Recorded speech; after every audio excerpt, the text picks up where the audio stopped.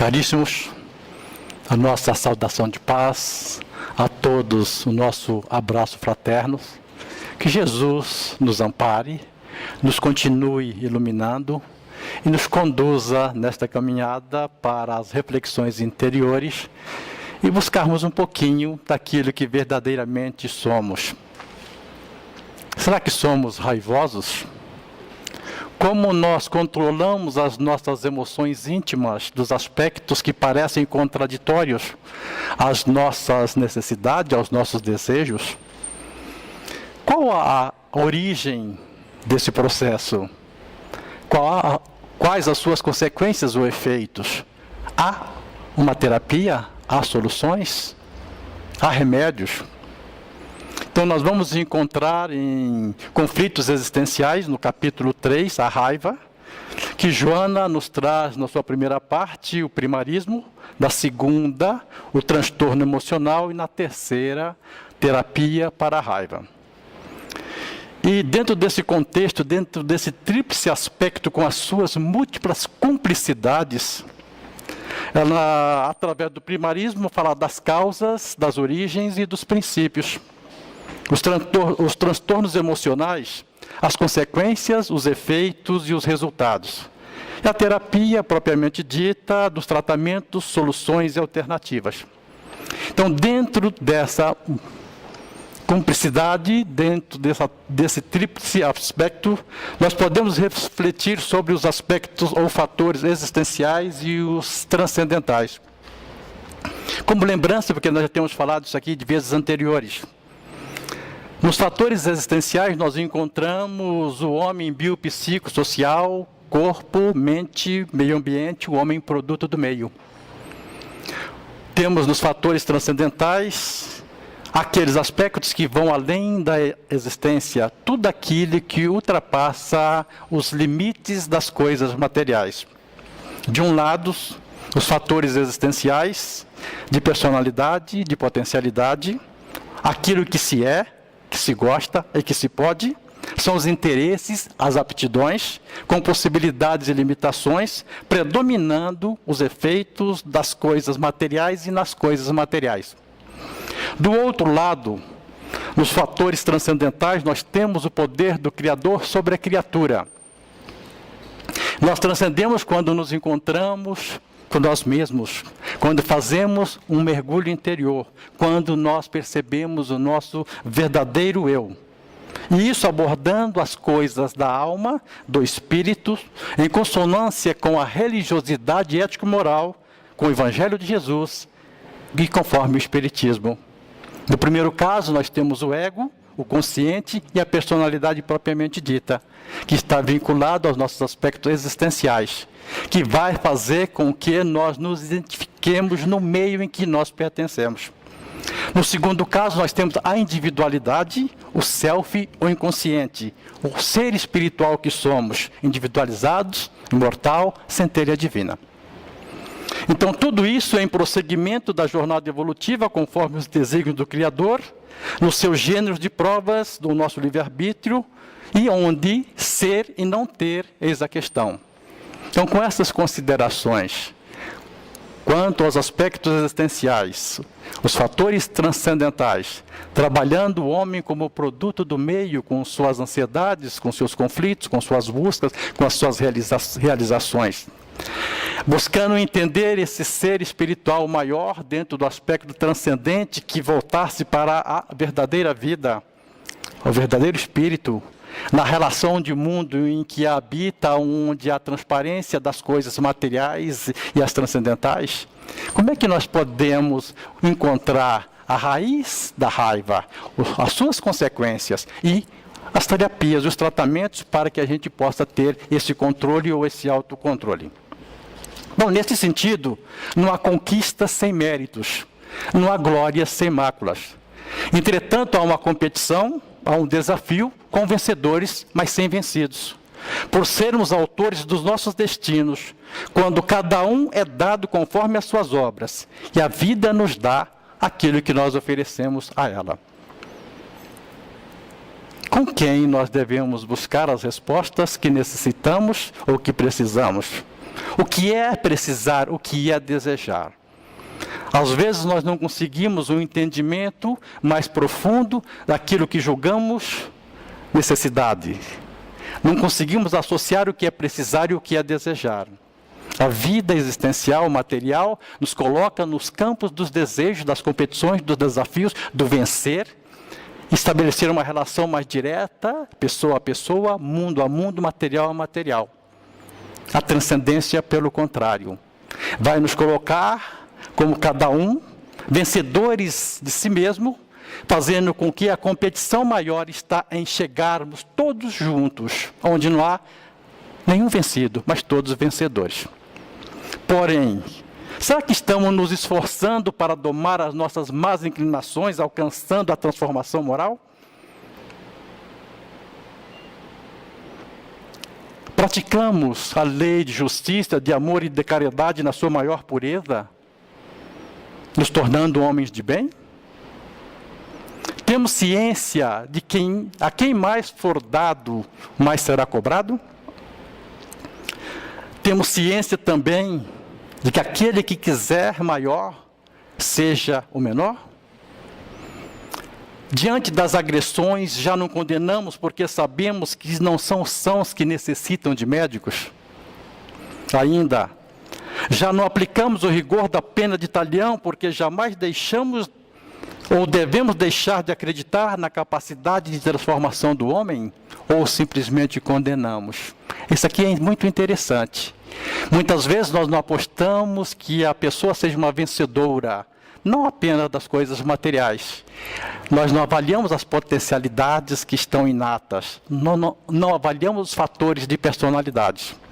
Aquilo que cada um traz, que está em consonância com aquilo que efetivamente precisa. Então, como é que nós vamos condenar, nós vamos julgar, sem ter realmente dado a oportunidade de que a pessoa comprove o contrário? Por isso, jamais deixar de acreditar na capacidade de transformação do homem, do ser. Né? Será que não atiramos pedra porque sabemos que com ela nas nossas mãos estaríamos condenando a nós mesmos? Defendemos a verdade, somos donos da razão, queremos ter a certeza, mas percebemos que a relação que há nos nossos atos é apenas de condenação. É apenas da exteriorização de um pouco daquilo que efetivamente nós possuímos como seres imperfeitos. Cumprindo o estágio de expiações e provas, cumprindo os desígnios do Criador e não percebendo que muitas vezes as manifestações são frutos das sementes semeadas em terrenos pedregosos, em terreno árido, cuja resposta quase sempre revela o que verdadeiramente somos. Evitamos agredir porque já percebemos que o maior efeito da agressão se manifesta no próprio agressor? Quantas e quantas vezes os desejos de manifestarmos algo que não é saudável ao nosso irmão reflete em nós com maior profundidade as consequências desse próprio desejo ou daquilo que nós buscarmos? Como é que nós vamos trabalhar a questão da raiva, das agressões, da irritabilidade, que foi texto de leitura? Por que nós nos deixamos irritar? Porque nós nos permitimos agredir com a conduta do outro que nada mais tem a finalidade de ativar em nós a percepção de uma mudança necessária para nos libertarmos da imperfeição, da falha, do erro que ainda somos possuidores. O outro apenas alguém que vai ativar. É o espelho que vai nos mostrar que efetivamente somos possuidores ainda desses pequenos defeitos, dessas pequenas imperfeições, que precisam ser corrigidas a partir da exteriorização do ser maior, que busca a plenitude da sua realização, enquanto o estágio que realiza. Entretanto, a Joana diz também que a existência terrestre é assinalada por diversos caminhos, que conduzem o espírito por diversas faixas do processo da evolução. Quais são esses caminhos? Quais são essas faixas? Por onde caminhamos? Com quem nós nos encontramos? O que buscamos? Então, o ser humano processa o seu desenvolvimento intelectual passo a passo, sem saltos de largas conquistas. Não tem como pularmos os degraus na caminhada evolutiva. Sempre um passo depois do outro. Sempre as reflexões do ontem,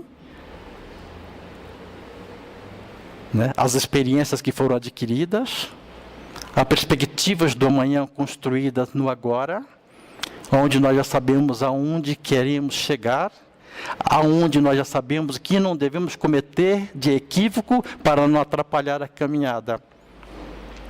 Aonde o tempo se torna uma unidade, uma sucessão de momentos.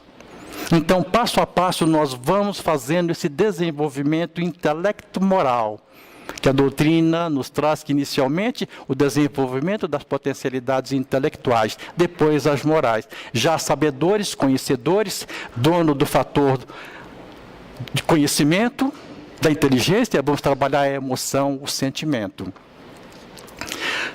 Superada a etapa do processo antro-sociopsicológico, surge uma outra igualmente desafiadora que a experiência adquirida anteriormente lhe faculta superar. Permanente instalação em ser o que é, alimentando o que poderá ser com constantes mudanças. Nós devemos estar permanentemente insatisfeitos com as nossas conquistas já adquiridas, porque há sempre algo melhor a ser encontrado. Se nós nos reportarmos ao só sei que nada sei de Sócrates, vamos perceber que a cada etapa vencida surgem outras etapas a serem ainda solucionadas. Há sempre novas competições, há sempre novos desafios, há sempre novas conquistas. Então, desta forma, esse processo que a gente vai entender a nossa relação com o meio, dentro dos nossos fatores de personalidade, de potencialidade, daquilo que nós gostamos, daquilo que nós temos interesse, daquilo que nós somos, associado ao aspecto transcendental do que o verdadeiro espírito que é, do mergulho interior, de obedecer ao Criador como criaturas, nós vamos percebendo a tarefa de caminhar e das etapas que nós podemos conquistar quando temos o firme propósito de realização interior. Usando a abnegação, a renúncia, a paciência, a tolerância, compreendendo a situação do outro permanentemente. E as conquistas quase sempre são imperceptíveis. Não são como as obras materiais que nós podemos mudar a cor, mudar a tonalidade, mudar a forma, mudar o designer. Essa conquista interior, ela vem de uma forma que se exterioriza àqueles que percebem a mudança, sem que a gente queira estar manifestando de uma forma natural. Não posso ser bom desejando ser bom. Manifestarei estados de bondade quando eu já for bondade e alguém percebe que é em mim uma conduta condizente com a bondade. Que toda a intenção de ser macula um pouco o mérito da conquista, porque tenha sempre o objetivo. Eu quero ser bom. Por que eu desejo e quero ser bom? Agora, por que eu preciso ser bom é diferente. Para a causa maior, para a causa humanitária, para a causa realmente de servir ao outro como a nós mesmos, de amar indistintamente. Por isso, algumas vezes é natural que nós nos equivoquemos, a fim de que possamos reiniciar o mecanismo de autoiluminação sem qualquer trauma ou desconforto, desde que a meta é o bem-estar, a conquista da harmonia. Há uma ação determinante. O que é esse mecanismo autoiluminativo? Como nós vamos nos transformando em seres de luzes. Como nós vamos conseguir identificar a mensagem de Jesus de que eu e o Pai somos um, que nós somos, o Pai está em nós e nós nele. Então, como é que nós vamos trabalhar essa meta do bem-estar? A quem direcionamos essa meta? O que nós estamos oferecendo? O que é que a vida está nos oportunizando como resposta daquilo que efetivamente nós temos dado a ela? Nós queremos só a resposta das coisas que são significativas na visão existencial material. Esquecemos de que é transcendental para a alma, para o espírito, que trabalha efetivamente a essência da mensagem de Jesus, que é de qualidade exclusivamente espiritual. Ele não fala para o homem encarnado, matéria. Ele fala para o ser nesse estágio material, que vai compreender a relação de expiações e provas, da renúncia, da quitação, do perdão, da reparação. Então, por isso, esse mecanismo autoiluminativo, sempre uma oportunidade, sempre uma forma, sempre um modelo. Ninguém está desamparado. Por isso, a incidência da raiva, portanto, é perfeitamente normal, tornando-se grave a não capacidade de administrá-la. Vamos sim sentir alguma hora esse desconforto de um desejo um pouco mais agressivo? Sim. Podemos administrar isso? Devemos. Porque essa não capacidade de administrar que vai fazer com que nós percamos o controle e partimos para a agressão propriamente dita, seja ela verbal, seja ela física. Como já dissemos, a mão, o braço que levanta para uma agressão pode afagar com um abraço e assim por diante. De fazer ao próximo como a nós mesmos, todas as vezes que desejarmos algo que não seja salutar, nós estaríamos refutando a ideia de não aceitar aquilo que nós não consideramos normal. Por que fazer ao próximo que é o nosso caminho para Deus? Quem que nós temos que controlar e como essas reações? A lâmpada meio acesa, meio claridade, meio sombra, meio luz. Ela plenamente ausência da escuridão, ou seja, plenitude do bem, da paz, do amor, da luz. O que que nós buscamos?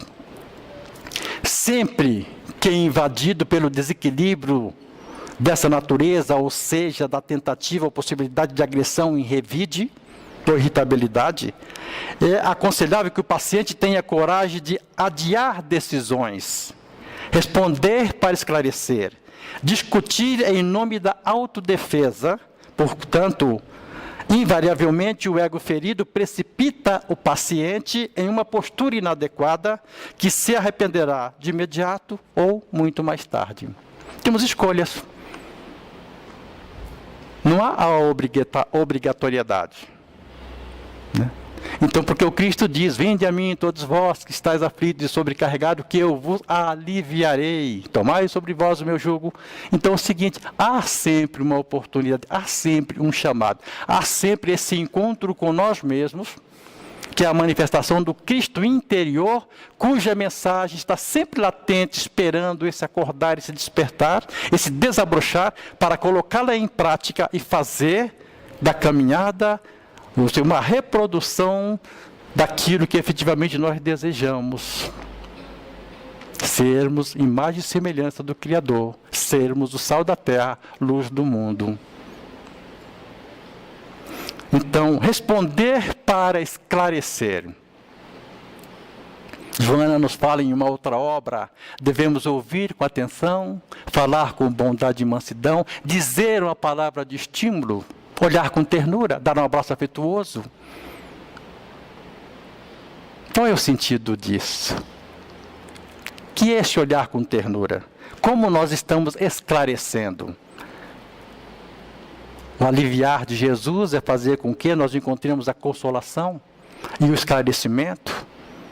Alguém nos ampara, mas alguém que permita também nós sermos os autores das nossas conquistas, aprendendo a caminhar com a solução dos conflitos que nós mesmos criamos, cujas respostas estão todas elas em nós. Repetindo fala já anteriormente dita, os conflitos, os problemas, os desafios só ocorrem nas horas e com as pessoas que já têm a solução. Que são as nossas perguntas. Que se não houvessem perguntas nem questionamento, esses desafios, esses problemas também não apareceriam. Porque eles são adequados aos nossos estágios de vivências. Alguém poderia perguntar, mas aquele que vem portador de uma deficiência que não manifesta nenhum dos sentidos normais que nós consideramos normal. Ah, se a gente percebesse que o Espírito sabe tudo. Basta que ele aceite isso, Não recuse a sua matéria, que é um dos casos citados no autismo, de não querer aceitar aquela forma de matéria, então nós ficamos alheios às ações que ocorrem e temos nosso mundo próprio. Que oportunidade reencarnatória nós estamos tendo ou desperdiçando no estágio que passamos? Temos tudo, mas não possuímos nada. O que é que efetivamente nós levamos? O que é que efetivamente nós somos? Às vezes oferecemos tudo, principalmente aos nossos filhos, mas eles gritam por um abraço, pelo afago, pelo carinho, pelo ouvir, pelo entender, pela correção, por que não? Certa vez um jovem de 23 anos nos disse que ele gostaria de ter um pai como os outros seus amigos. Nós não avaliamos a profundidade disso. Você deveria ter me corrigido quando aconteceu tal fato. E você passou a mão, você protegeu. Porque a educação também tem o seu rigor necessário para que a gente corrija esse estado emocional e lá na frente nós tenhamos seres conscientes e não vão ser impregnados dos efeitos das ações da vida, do mundo material e manifestar, por exemplo, a raiva. Descobrir as raízes dela. Então, discutir em nome de autodefesa. Qual autodefesa? Como é que nós vamos realmente fazer disso transparência? Algo que seja claro, compreensível. Defendemos quem? O nosso status? Ou ser espiritual maior que está cada um no processo de relação, de interação necessária?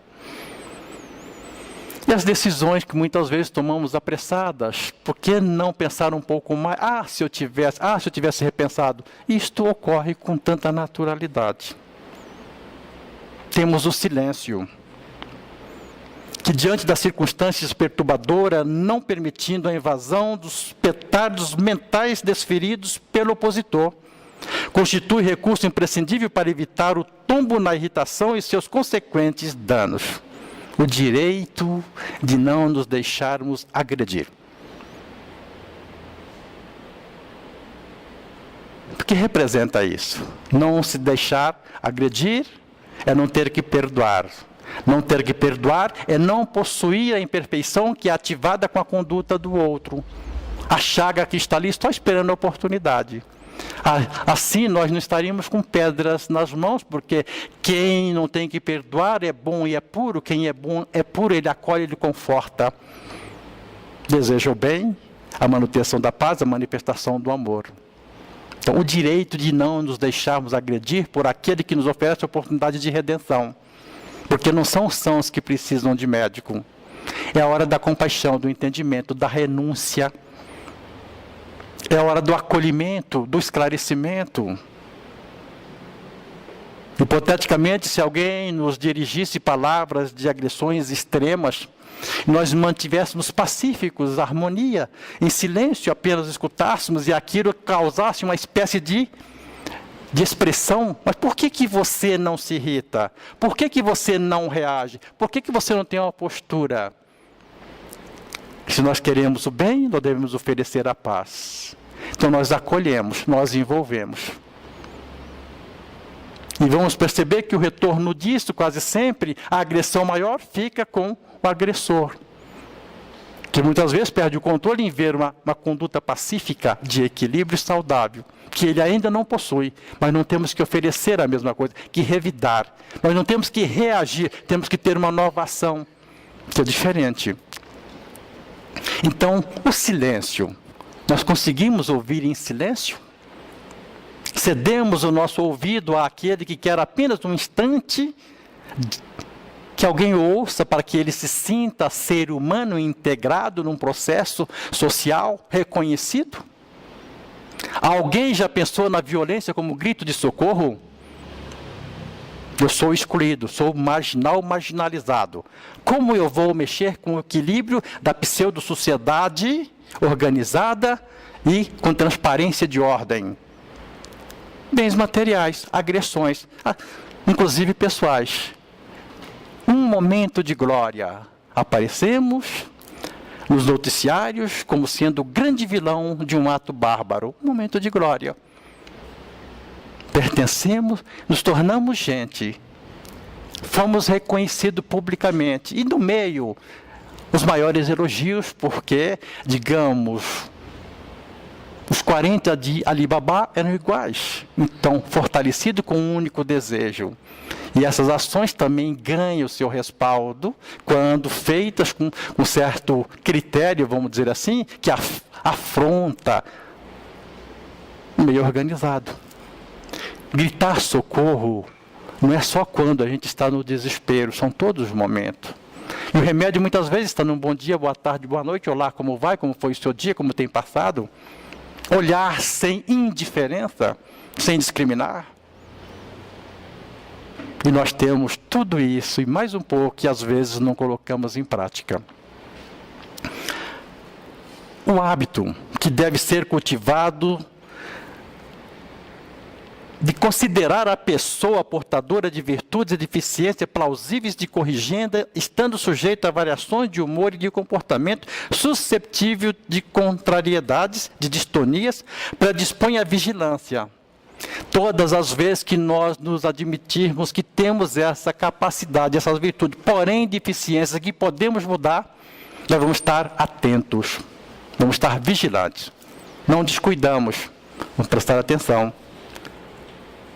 E isso vai fazer com que nós consigamos estar permanentemente como se fosse de um sobreaviso e não permitindo que sejamos veículos da agressão e nem permitindo a ação do agressor. Neutralizamos em tese. Então, hábito, ou seja, a cultura, o meio e os mecanismos que nos são oferecidos. Nós temos tantos hábitos, tantos desejos, por que não esse da vigilância, do estado da permanente consciência do ser espiritual, no sentido de não sermos vítimas de energias negativas, de seres que atuam nesse setor, nos conduzindo por caminhos que levam a resultados que são desconfortáveis. Se é divertido quando temos essa consciência, a gente ouve com atenção e avalia a proposta apresentada, mesmo quando de maneira agressiva e indelicada. Ouvir com atenção. Então temos que compartilhar.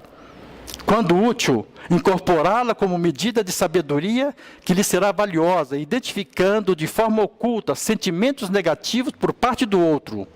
Não lhe atribuir qualquer valor ou significado.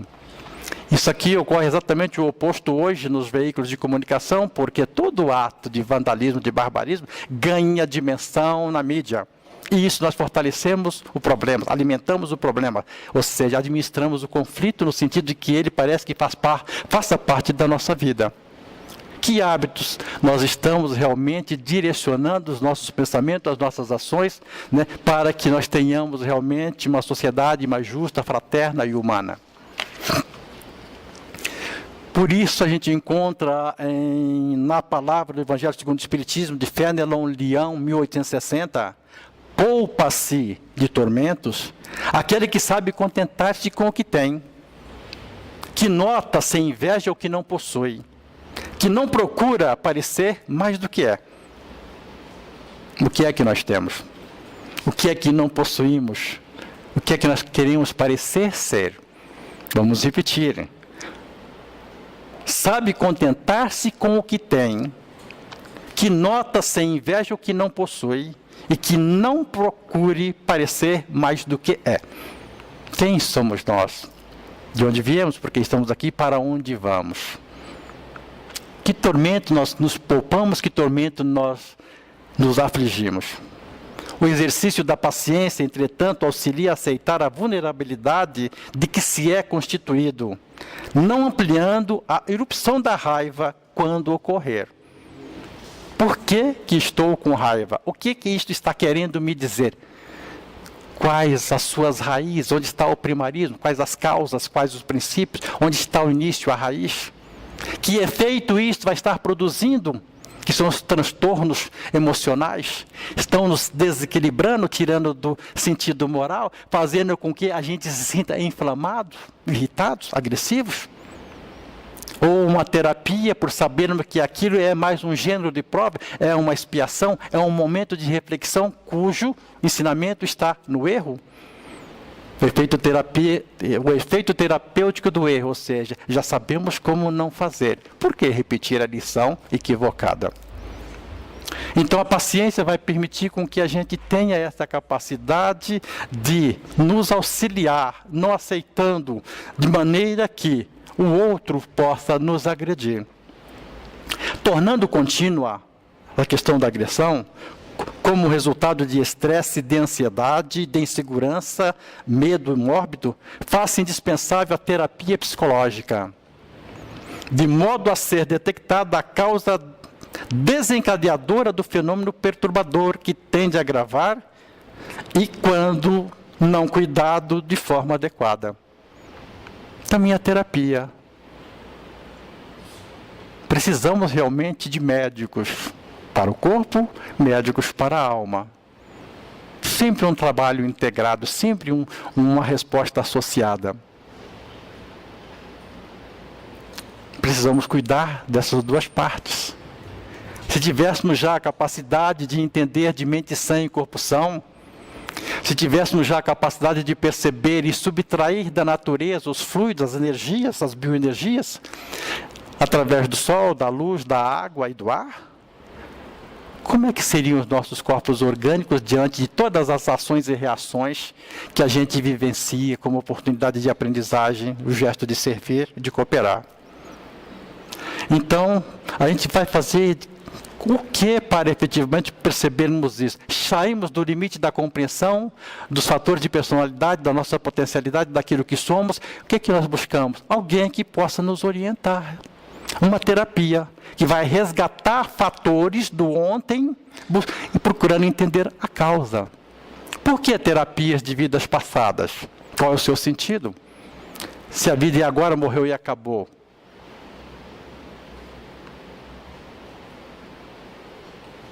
E hoje, boa parte da ciência trabalha isso por causa das psicossomatizações ou das somatizações. Nós vamos ver que somos seres permanentes, vida única, com estágios anteriores, presentes e futuros. Somos esse processo integrado na caminhada da evolução. Por isso, a necessidade de nós compreendermos o que é transcendente e o que é existente. É um processo integrado. Amanhã deixaremos de estar aqui, ou não precisaremos do corpo físico, pelo fato de já termos alcançado as virtudes, as conquistas e o direito de escolhas. E quando pensamos em cruzar os braços, estarmos aposentados, nós queremos mais trabalho.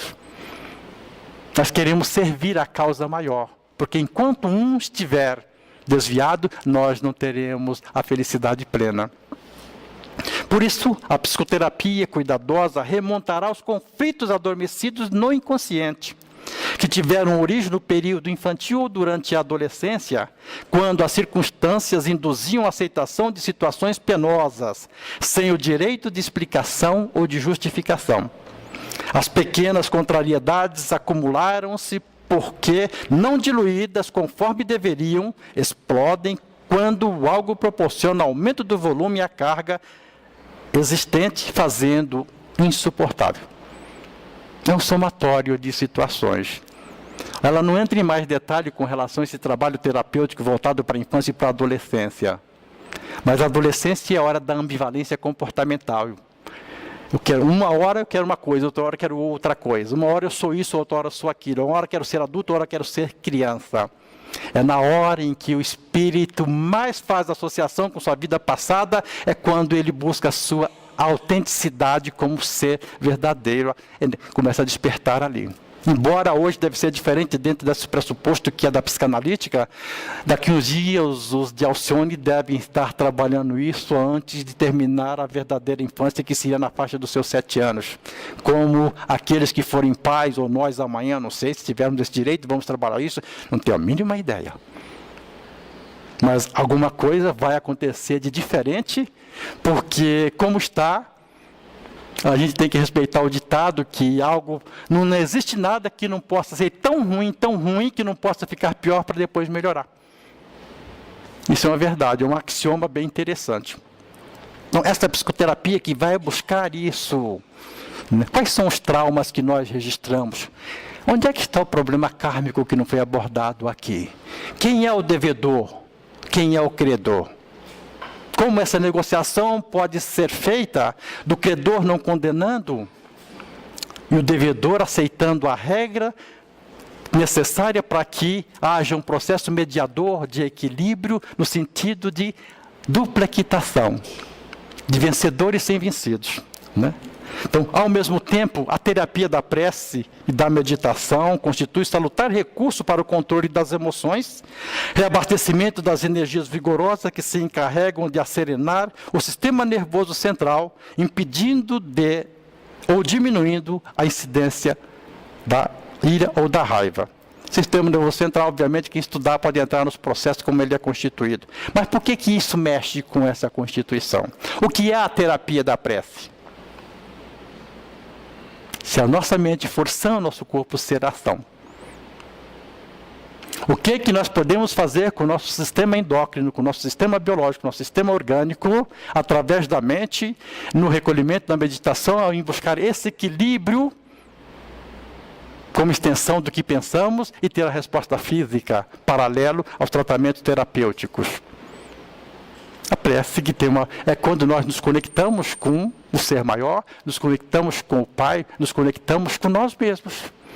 Esse mergulho interior, né? Buscar ali onde estão as possíveis virtudes, possíveis defeitos, as possíveis causas e as consequências. Aí nós vamos caminhar com equilíbrio, sabendo e dando autenticidade que somos autores dos nossos destinos e recebemos conforme as nossas obras. Nisso, a boa leitura também funciona como procedimento terapêutico de excelentes qualidades, por enriquecerem a mente com ideias otimistas, substituindo muito dos clichês psíquicos viciosos que induzem a comportamentos insanos. É o que mais tem. A literatura, de uma certa forma, nos conduz à mentalização ou criar padrões vibratórios com a suposta imagem que o texto idealiza, e nós só vemos isso sem um pingo de consciência do efeito maléfico que isso venha produzir. Nos tornamos objeto disso, porque o que a imagem mostra, a fantasia é menor. Mas o que o pensamento idealiza, principalmente quando instigado por forças negativas, ele cria força. Nós materializamos muitas vezes, e diz que no cérebro há um cantinho que fica ali depositado tudo que não foi realizado, para a hora oportuna se manifestar. O que nós temos em depósitos que pode ser aproveitado a todo momento, toda fração de atividade para o bem? Todas as faculdades, todas as virtudes, somos criados simples e ignorantes com todo esse potencial para sermos deuses, para sermos anjos, para sermos luzes, para sermos sal da terra. E quando voltamos para a leitura, lembrando de que Jesus nos traz através do seu evangelho, ele que fez curas, próximo à distância, que expulsou demônios, e que diz que se nós tivéssemos fé do tamanho de um grão de mostarda, nós moveríamos montanhas. Onde está a nossa fé? Quais montanhas que nós esperamos remover? Se não conseguirmos mexer um pouquinho do orgulho, da inveja, do egoísmo que está em nós ainda, em querer ser diferente e demonstrar poder em sermos autoridades? Qual é a montanha mais difícil de ser transportada? Ou seja, aquela que faz com que o nosso pensamento não seja contínuo voltado para esses aspectos. É essa ligação com nós mesmos. E o autocontrole, que foi o último slide. Como é que nós nos controlamos diante dessas ações que tiram o nosso equilíbrio? Não deveríamos perder o equilíbrio, ele deveria ser uma coisa íncita já. Se temos equilíbrio, Jesus, pacífico, harmônico, integral. Dizem, já vamos encontrar isso num livro, no enviado, editora Kertész, falando sobre que na hora da crucificação Jesus mantinha um semblante suave, um sorriso nos lábios. Ele que, com o seu conhecimento, antecipava as ações de quem tinha as rogativas, que já sabia tudo o que ia acontecer, mas tinha que deixar esse legado para que a gente aprendesse essa caminhada, que determina Pedro que embainhasse a espada, que mostra as chagas para Tomé, que aceita o beijo de Judas. Só faltava aplaudir Barrabás na hora da escolha equivocada nossa. e está sempre nos acompanhando nesta caminhada.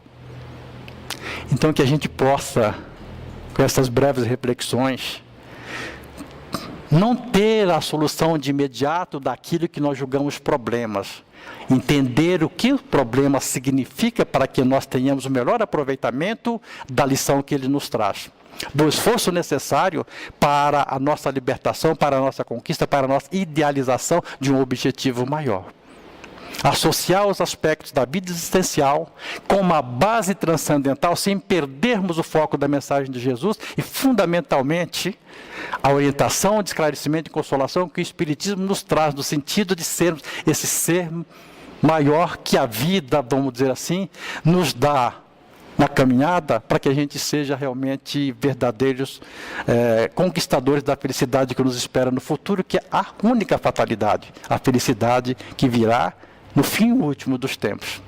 Que essas reflexões possam nos permitir olhar de forma diferente, com novos focos, com novos caminhos, com novos entendimentos, que nos permita olhar com ternura, abraçar realmente com sentimento fraterno e humanitário, ouvir com atenção, falar com bondade e mansidão, e todos voltados para um único sentido, que é de nós amarmos a Deus sobre todas as coisas e o próximo como a nós mesmos.